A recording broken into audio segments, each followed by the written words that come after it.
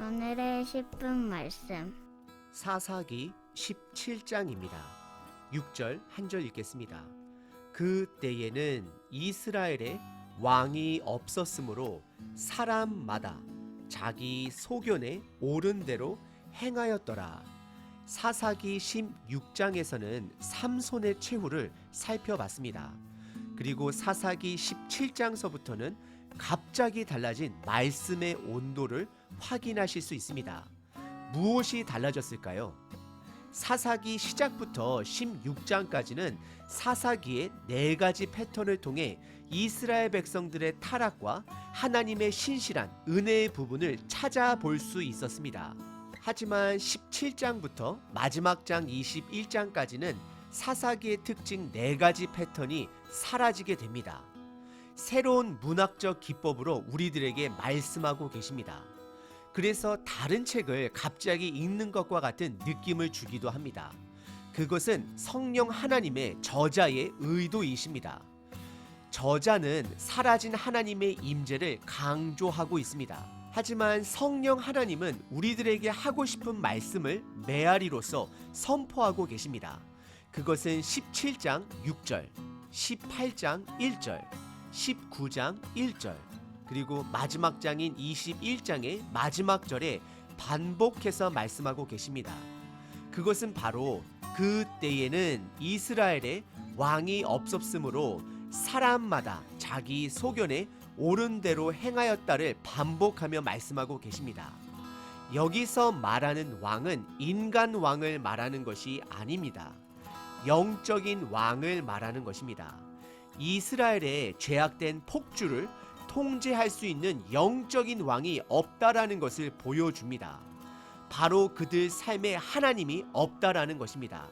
이것은 반어법으로 이스라엘 백성들이 하나님을 버렸음을 또한 강조하고 있는 것입니다. 저와 여러분들의 삶에는 하나님이 계신가요? 전장에서 살펴본 사사 삼손 또한 자기 소견대로 행하는 대표자의 모습을 보여주었습니다. 하지만 17장서부터는 하나님의 임재조차 찾아보기 힘듭니다. 오히려 바닥을 친 이스라엘 백성들의 죄악을 낱낱이 드러내십니다. 오늘 본문을 통해 내 삶의 주인은 하나님이신지 아니면 아직도 여전히 내 소견에 옳은 대로 행하는 자인지를 스스로 점검해 보시길 바랍니다. 오늘 본문에 등장하는 인물은 크게 3명이 있습니다. 첫 번째는 미가라는 아들, 그리고 두 번째는 그의 어머니, 그리고 마지막 3번째는 떠돌이 레위인입니다. 이 3명은 모두 다 본인의 소견에 옳은 대로 살아가는 자들의 모델을 보여주고 있습니다. 인물별로 함께 살펴보겠습니다. 첫 번째, 미가라는 청년은 1절에 보시면 에브라임 산지 사람이다 말하고 있습니다. 그리고 미가라는 이름의 뜻은 미카 야후의 축약형으로 누가 여호와와 같습니까? 라는 뜻입니다.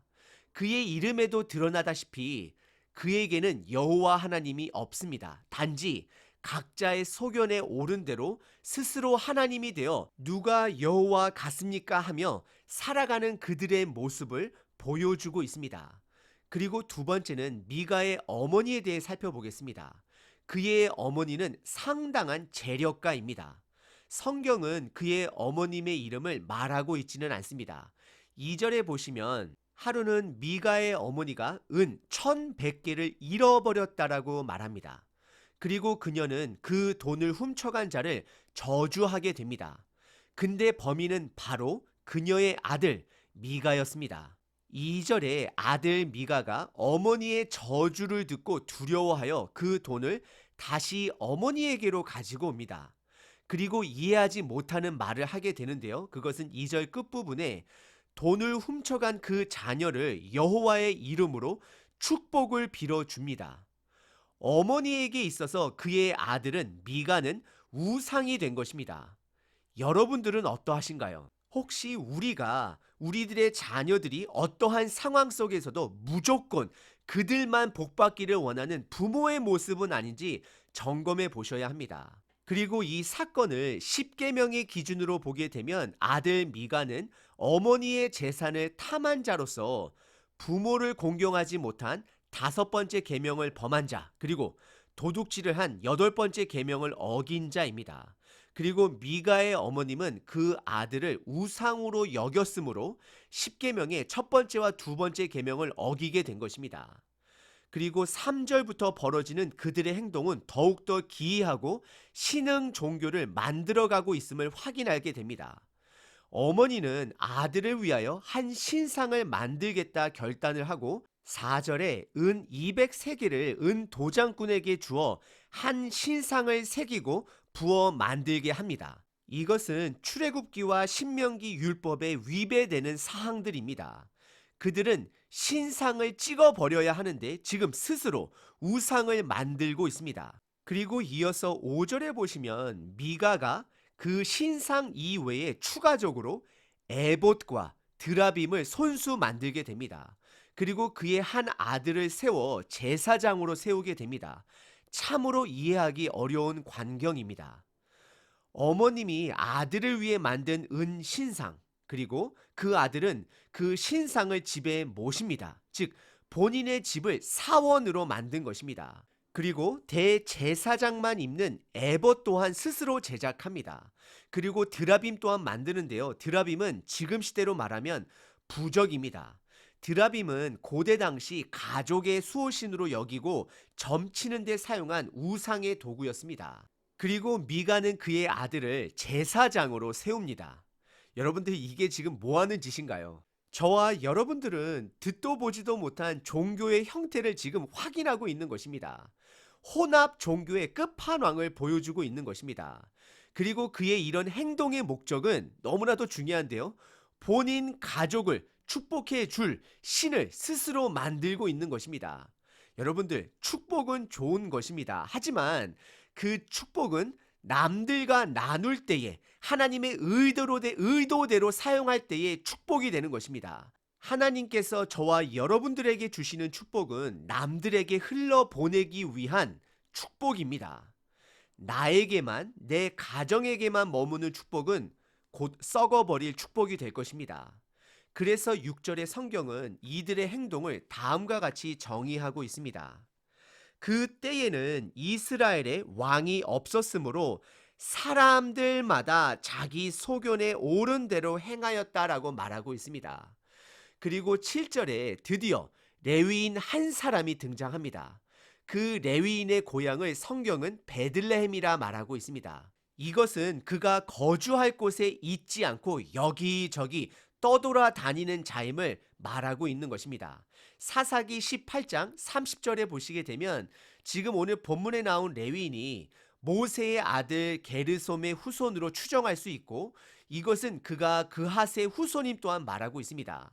여호수아 21장에 보시면 그핫이 받은 땅은 에브라임 지파 땅의 몇 성읍들, 단 지파들 땅의 몇 성읍들, 그리고 므낫세 땅의 몇 성읍들을 받았다라고 기록을 합니다. 하지만 지금 그가 베들레헴에서 왔다라는 것은 그가 레위 지파의 정체성을 상실하고 하이에나처럼 여기저기 먹을 곳을 찾아 헤매는 자임을 알 수 있습니다. 그리고 8절에 그는 그가 거주할 곳을 찾아 배회하다가 에브라임 산지 미가의 집에 이르게 되었다라고 기록합니다. 그리고 9절과 10절에 보시면 미가가 그를 만나게 되고 그 레위인에게 제안 한 가지를 합니다. 그것은 매년 은 13개과 의복 한 벌과 먹을 것을 제공할 테니까 그들의 제사장이 되어달라 부탁을 합니다. 그 가정의 제사장이 되어달라고 부탁을 하고 있는 것입니다. 그리고 10절에 처음 그와 계약을 할 때는 그에게 미가의 가정의 영적인 아버지와 제사장이 되어달라 제안을 하지만 나중에 결국 미가의 아들 중 하나가 되었다라고 성경은 말하며 미가의 하수인이 된 레위인의 모습을 저와 여러분들에게 보여주고 있습니다. 그리고 12절에 미가는 본인만의 축복을 위해 그 레위인을 거룩하게 구별하였다라고 말하고 있습니다. 미가가 레위인을 거룩하게 구별한 목적은 오로지 그만을 위한 축복을 원했던 것입니다. 그리고 13절에 미가는 그 레위인을 제사장으로 세웠기 때문에 여호와 하나님께서 그의 가정에 복을 주실 것을 확신하게 됩니다. 이것은 그의 착각이고 그의 무지를 드러내고 있습니다. 레위인도 미가도 결국 영적으로 타락하여 본인의 소견에 옳은 대로 오로지 썩을 복만을 위해 살아가는 그들의 모습을 보여주고 있습니다. 저는 목회자로 레위인을 보면서 혹시 지금 내가 먹고 살기만을 위해 목회를 하고 있지는 않은지 돌아보게 됩니다. 그리고 이 레위인은 목회자들만을 말하는 것이 아닙니다. 예수님을 믿는 모든 자들에게 말하고 있는 것입니다. 여러분들은 혹시 하나님이 주신 그분의 자녀의 정체성을 상실한 채 그냥 이 땅에서 먹고 살기 위해 여기저기 거주할 곳을 찾고 다니시는 않으신지요? 이제는 더 이상 미가처럼 나에게 받을 내가 더 얻을 축복을 향해 사는 자들이 아니라 내가 있는 곳에서 나를 통해 일하실 하나님의 일들을 찾고 그분의 일을 기대하며 살아가셔야 합니다. 오늘 함께 살펴본 세 사람의 죄악된 특징을 정리하면 다음과 같습니다. 첫 번째 미가는 물질을 탐하는 자입니다. 오로지 그에게 머물 축복만을 위해 살아가고 있습니다. 그래서 그는 에봇도 만들고 부적 같은 드라빔도 만들게 되고 제멋대로 개인 소유의 제사장도 세우게 되었습니다. 그리고 두 번째, 그의 어머님의 특징은 그의 아들을 우상화하고 있습니다. 그의 아들을 말씀으로 제대로 훈육하지 않고 오히려 우상 숭배자로 만들어 가고 있습니다. 그리고 마지막 세 번째 레위인은 물질의 눈먼 자로서 방황하며 정착할 곳을 찾아 돌아다니는 기회주의자로 성경은 그의 특징을 보여주고 있습니다. 미가의 집안은 상당한 재력가 집안입니다. 그럼에도 불구하고 더 많은 것을 갖기 위해 본인 집 마당에 본인 가족만을 위한 교회를 세우고 본인 가족만을 위한 목사를 세우고 오로지 그 가족만의 축복을 빌어주는 한 신흥 종교를 만들게 된 것입니다. 혹시 이 모습이 지금 저와 여러분들의 가정의 모습은 아닌지, 우리들의 교회의 모습은 아닌지 점검해 보셔야 합니다. 혹시 나의 가정을 축복해줄 교회들을 찾고 다니시지는 않으신지요? 또 교회는 사람들이 주인되어 사람들이 가장 편안하게 예배를 드릴 수 있는 환경으로 변해가며 사람들 귀에 듣기 좋은 축복의 말씀만 전하는 교회로 전략하고 있지는 않은지 점검해 보셔야 합니다. 사실 미가가 있는 에브라임 지역에는 실로라는 성읍이 있었고 그곳에는 공식적으로 제사와 예배를 드릴 수 있는 성막과 언약궤가 있는 장소였습니다. 하지만 오늘 본문에서는 미가가 본인의 소견에 옳은 대로 본인 소유의 우상화된 성막을 본인 집안에 만든 것입니다. 우리의 삶은 나의 욕심 위에 짓는 삶이 아니라 예수님 말씀 위에 순종으로 세워가야 합니다. 저와 여러분들에게 주어진 오늘 하루는 하나님의 자녀로 살아갈 수 있도록 정체성을 회복하기 위한 하루임을 기억하셔야 합니다. 오늘 하루 하나님의 자녀답게 삽시다.